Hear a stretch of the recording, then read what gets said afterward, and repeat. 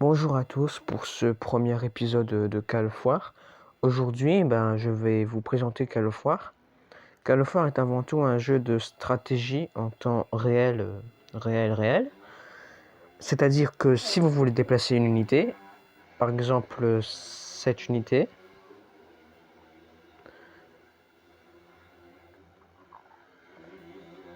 celle-là, si vous voulez la déplacer, elle prendra 1 heure. C'est c'est à peu près comme...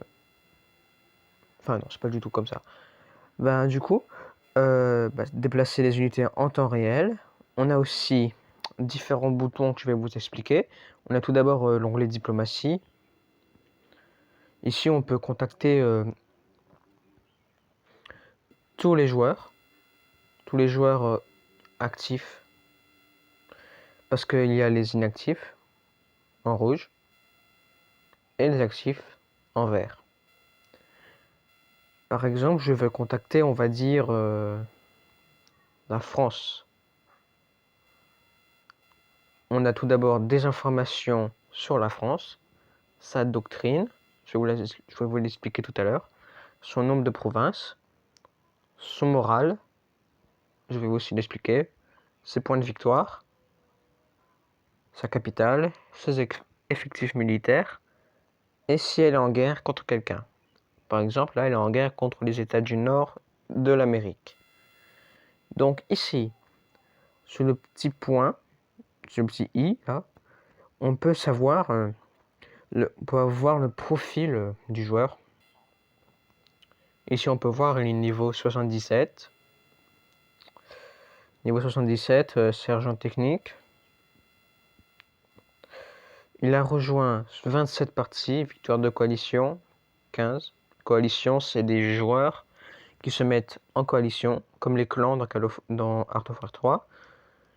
Et ils essaient de gagner une partie ensemble. Ici, du coup, ici, c'est, bon, statistique. Ici, on peut voir le nombre d'unités qu'il a vaincues. Par exemple, il a vaincu 519 infanterie. Les milices, il en a vaincu 148. Il a vaincu 54 infanterie motorisée. On peut voir aussi ses pertes. Voilà. Et après, on a les succès. Si ça charge. Ici, nous avons des succès. C'est-à-dire, vous faites certaines actions dans votre partie qui vous rapportent des points pour les succès. Et quand vous avez débloqué un succès, vous gagnez soit de l'or ou soit d'autres choses. Pour l'instant, je n'ai pas encore déverrouillé de succès. Mais ça va bientôt arriver. Ici, on a l'onglet province. Ici, on a les provinces. Alors, toute première colonne, ici, on a la main-d'œuvre. La main-d'œuvre est indispensable pour pouvoir produire ces unités. Regardez. Ici, là c'est mon nombre de main-d'œuvre. J'en ai 7786. Et j'en produis 234 par heure. Ça veut dire que dans 1 heure, j'aurai 234 main-d'œuvre de plus. Et pour la production, par exemple, si je veux produire une infanterie standard, niveau 1, il me faudrait 1100 de main-d'œuvre. Ce qui est cher. La deuxième colonne, on a les ressources. Ces ressources sont indispensables pour votre production. Si vous n'avez pas de ressources, vous ne pouvez pas produire. Les ressources, il y en a beaucoup, enfin dans certaines provinces. Par exemple, il y a plusieurs provinces. Une province centrale, Suède. Je produis 1200. Et après, il y a les villes. C'est pas la même chose. Les villes, on peut produire des unités. Ici, on peut y produire des unités. Usine de chars pour produire des chars. Voilà. On peut y produire des unités. Et ici, on ne peut pas. Car ce n'est pas une ville. Par exemple, ici, je produis 1200. Dans la ville de la même ressource, J'en produis.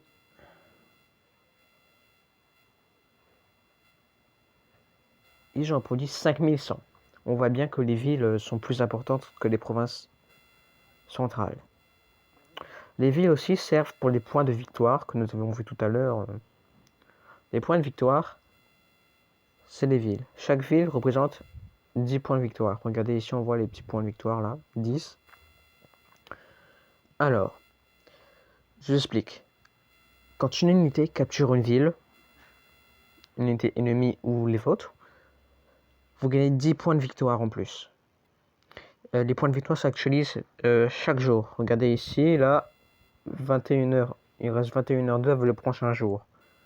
Donc dans 21h02, si j'ai capturé une ville, par exemple Oslo, j'aurai 10 points de victoire en plus.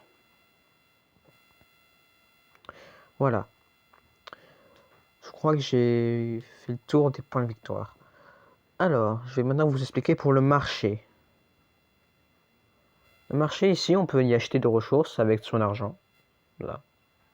L'argent. Stock actuel 86 000. Hein. Alors, on peut acheter du blé, de la marchandise, du métal, du pétrole et des matériaux rares. Bien sûr, vous pouvez en acheter et aussi en vendre. Les prix varient en fonction du nombre que vous mettez.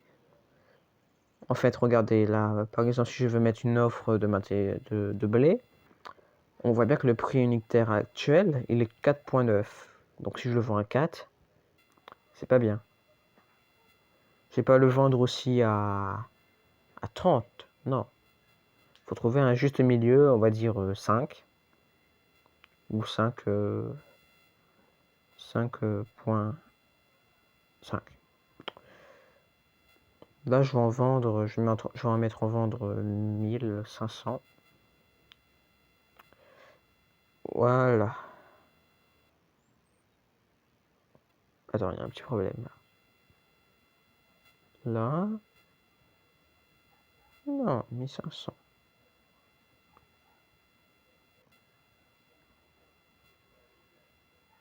Là, voilà, 1500. Voilà. Là, j'ai mis en vente. Ensuite, on a aussi la recherche. La recherche est indispensable pour produire des unités. Si vous n'avez pas la recherche, vous ne pouvez pas produire les unités que vous voulez. Par exemple, là, je suis en train de rechercher le sous-marin et le tank léger. Niveau 1, je tiens à préciser. On a l'infanterie. Ici, on a plusieurs types d'infanterie. On a la milice, l'infanterie de base, les infanteries motorisées, mécanisées, les commandos et les parachutistes. En artillerie anti-tank, artillerie de base, artillerie AM motorisée, système anti-aérien, système anti-aérien AM, donc motorisé. Je vais pas tout vous dire parce qu'il y en a quand même pas mal.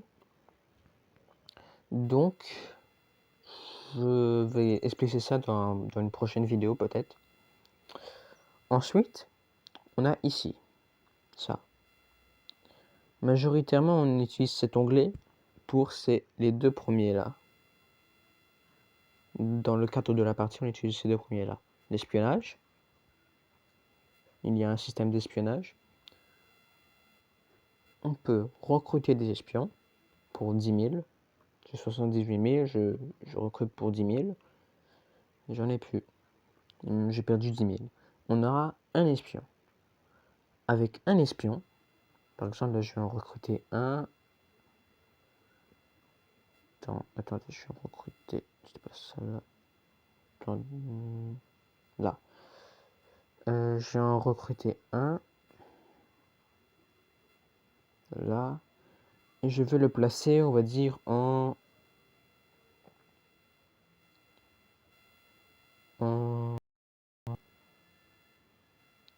en France. Voilà, je suis placé dans un endroit de France. Vous cliquez sur la province que vous voulez placer. Vous appuyez sur le petit onglet là.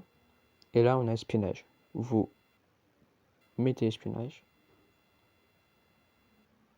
Vous tapez sur espion. Et là, vous choisissez. On a soit renseignement, sabotage économique ou sabotage militaire. Renseignement, c'est, je vais vous lire la description, les espions en mission de renseignement collectent des informations sur les activités diplomatiques et économiques ennemies. C'est-à-dire qu'on peut savoir le nombre de ressources qu'il a, les bâtiments qu'il a construits sur civils. On peut d'ailleurs intercepter des messages et voir ses relations diplomatiques avec les autres pays. Sabotage économique.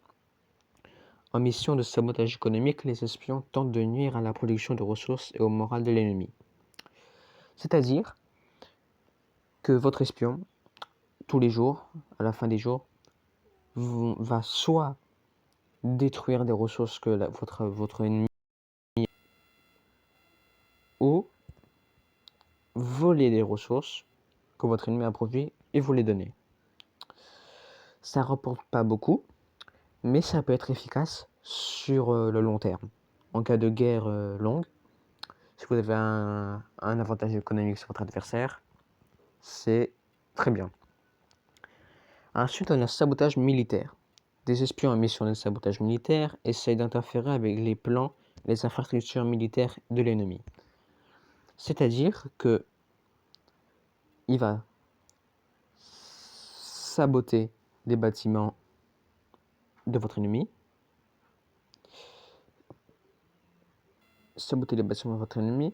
et je crois qu'il peut faire un truc vraiment intéressant. Je crois qu'il y a peu de probabilité, peu de chances qu'il fasse ça, mais il peut révéler les armées de tout le pays. C'est-à-dire que, regardez, un pays normal, quand vous n'avez pas d'espion dessus, vous voyez la France, là, on ne voit pas ses unités. Comparé à moi, je vois mes unités, elles sont là. Si je fais un sabotage militaire et que ça me révèle toutes les armées de la France, vous voyez, je peux voir toutes ces armées, tous ces déplacements, où est-ce qu'il va. Et c'est un grand avantage en cas de guerre, ça peut être très intéressant. Ensuite, on a le journal. Ici, ça prend du temps à charger ça. Alors, ici, on a toutes les informations des pays. On peut savoir les guerres et qui est le dirigeant d'un nouveau pays. Par exemple, bon, son nom est trop difficile à dire, il faut trouver un truc. Liam 0000 est le nouveau roi de Yougoslavie. On sait maintenant qu'il est le nouveau roi de Yougoslavie et que la Yougoslavie est occupée. On peut aussi savoir les guerres. Vous voyez ici Pologne, drapeau polonais. Je vais vous lire le truc. C'est la guerre, sans prévenir, les troupes de la Pologne ont ouvert le feu sur les soldats de la Lituanie. Ici, on peut voir que la Pologne a beaucoup de pertes. 1606 pertes équivaut à une unité perdue. La Lituanie n'a perdu que 769, ça veut dire qu'elle a une unité blessée, tout simplement. On peut voir que la Pologne est ici en position de faiblesse face à la Lituanie qui est une IA, je tiens à préciser. Les IA sont normalement faciles à battre, avec un peu d'expérience. Mais voilà.